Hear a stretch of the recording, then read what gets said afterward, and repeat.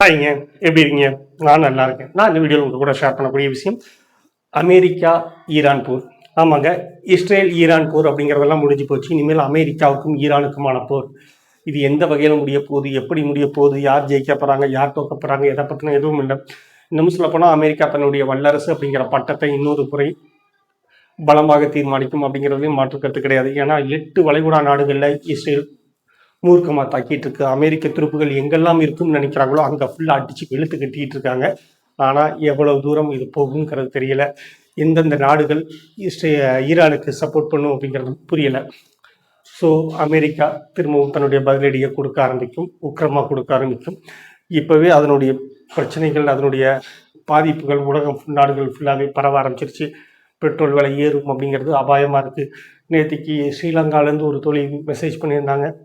அங்கே பெட்ரோலுக்கு மட்டும் 3 மணி நேரம் நிற்கணும், லைனில் நின்று தான் வாங்க வேண்டியிருக்கு. அந்தளவுக்கு பெட்ரோல் தட்டுப்பாடு அடுத்த 2 நாட்கள்லேயே உருவாயிடுச்சு அப்படிங்கிற விஷயமும், அது மட்டும் இல்லாமல் ஒரு பேரல் எண்ணெய் $100 வரைக்கும் உயர்றதுக்கான வாய்ப்புகளும் இருக்குது அப்படிங்கிற மாதிரி சொல்கிறாங்க. ஸோ பெட்ரோல் வரலாறு காணாத திரும்பவும் ஒரு உச்சத்தை போகிறதுக்கும் வாய்ப்புகள் நிறையா இருக்குது. ஒரு போர் ஒரு பட்டர்ஃப்ளை எஃபெக்ட் மாதிரி அத்தனை விஷயங்களையும் பாதிப்புகளையும் உருவாக்குது.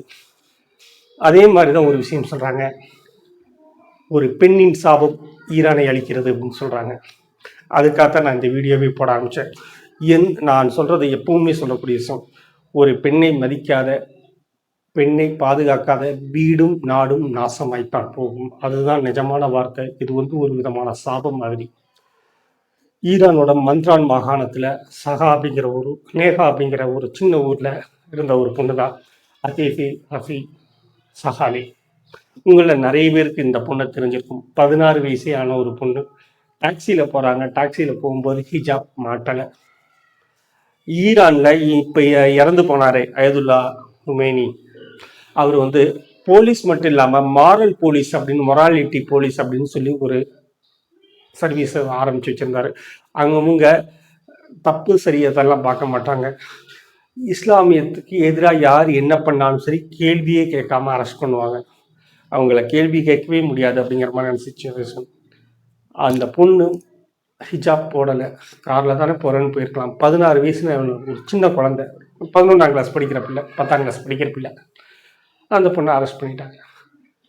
அரெஸ்ட் பண்ணி பாலியல் தொந்தரவு, அடி, ஒத்த, மிதி, அதுவும் அதில் கேப்டன் ஜிஹி அப்படின்னு சொல்லிட்டு அந்த ஆள் டெய்லி பாலியல் தொந்தரவு பண்ணியிருக்கான். 6 மாதங்கள் அந்த குடும்பம் கதறி அழுது உலகத்தில் உள்ள எல்லா சைட்லேருந்தும் கண்டன குரல்கள் வர ஆரம்பித்ததுக்கப்புறமா அந்த பொண்ணை கோர்ட்டுக்கு கொண்டு வராங்க.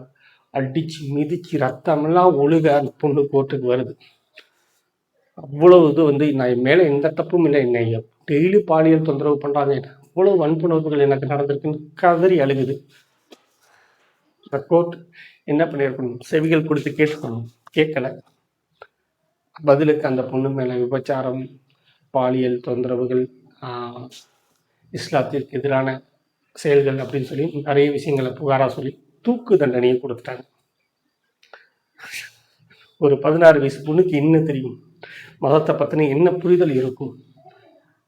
ஒரு மதம் அப்படிங்கிறது ஒருத்தனுக்கு சொல்றதுக்கான விஷயமா? எதை பற்றியுமே யோசிக்கல, தூக்கு தண்டனை கொடுத்துட்டாங்க. ஆகஸ்ட் 15ஆம் தேதி 2004ஆவது வருஷம் அந்த பொண்ணை தூக்கில் விடுறாங்க. அந்த பொண்ணு கோர்ட்லேயே ஹிஜாப்பை கழட்டி வீசி எரிஞ்சு சாபம் கொடுத்துச்சு. நான் தப்பே செய்யலை, தப்பு செய்யாமல் நான் தண்டிக்கப்படுறேன், என்னை தண்டிக்கும் தேசம் நாசமாய் போகட்டும்னு சொல்லி அதுதான் இப்போ நடந்துச்சு. கொஞ்ச நாள் கழிச்சு அந்த பொண்ணை தூக்கில் போட்டாங்க. அதனோட ஃபோட்டோஸ் எல்லாமே வந்துட்டு இருந்துச்சு. உலக நாடுகள் எல்லாமே உச்சி கொட்டுவதோடு சரி. அதுக்கப்புறமா எதையுமே பேசலை. இஸ்ரேல் மேலே உள்ள அந்த ஈரான் மேலே இருக்கக்கூடிய எண்ணெய் வளம் பற்றின அக்கறைகள் மட்டுமே இருந்ததை ஒழிய அந்த சின்ன பொண்ணு மேலே யாருக்குமே அக்கறைகள் இல்லை. எந்த மனுஷனுக்கும் அக்கறைகள் இல்லை. சின்னதாய் ஒரு அனுதாபத்தோடு நம்ம கடந்து போயிட்டோம். அந்த சாபம் இன்னைக்கு இப்படி வருதா அப்படின்னு கேட்டால் வரட்டும், வருதான் தெரியல, வரட்டும், வந்தான் தவறே கிடையாது.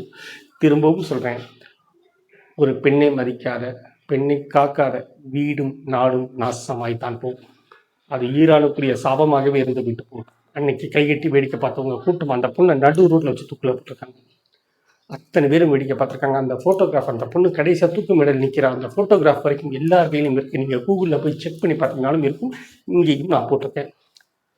அவ்வளோ கோபங்கள் வருது, அவ்வளோ விரிகள் வருது. அப்படி என்ன மதத்து மேலே இது ஒரு உடை அப்படிங்கிறது அவங்களுடைய தனிப்பட்ட சுதந்திரம். நீ எப்படி இருக்கணும், எப்படி இருக்கக்கூடாதுங்கிறத சொல்றது யாருக்குமே எதுலேயுமே உரிமையே கிடையாது.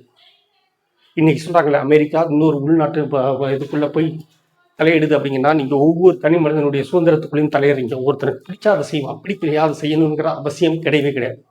எனக்கு நான் முஸ்லீம் கேள்விகள் கிடையாது, அதனுடைய பண்பாட்டு கேள்விகள் கிடையாது. நான் எந்த மதத்தையும் சார்ந்தவரும் கிடையாது. எனக்கு எந்த மதத்தின் மீதும் நம்பிக்கைகள் கிடையாது. மனிதர்கள் மீது நம்பிக்கை இருக்கு, மனிதத்தன்மை மீது நம்பிக்கை இருக்கு, மனிதாபிமானம் மீது நம்பிக்கை இருக்கு. என்னை ஒவ்வொரு முறையும் வளர்த்தெடுத்தவர்கள் மனிதர்கள் மட்டும்தான். அவங்கள யாராவது சரியும் போது அடிப்படையான தார்மீக கோபம் வருகிறது. அது நியாயமானதும் கூட. தெரியல, எனக்கு இந்த வீடியோ பார்த்ததுக்கு அப்புறமா எனக்கு இவ்வளவு நாள் இந்த விஷயம் கிடையாது. இஸ்ரேலை பற்றி தெரிய ஆரம்பிக்கும் போது கோபங்கள் மட்டுமே வருகிறது. ஒரு மதத்தின் பேரால் அந்த மதத்தின் மீதான ஆர்வத்தை தூண்டி தூண்டி ஒவ்வொரு நாடும் அரசியல் செய்கிறது. கிறித்துவம், இந்துவும், முஸ்லீம் எல்லாருமே தான்.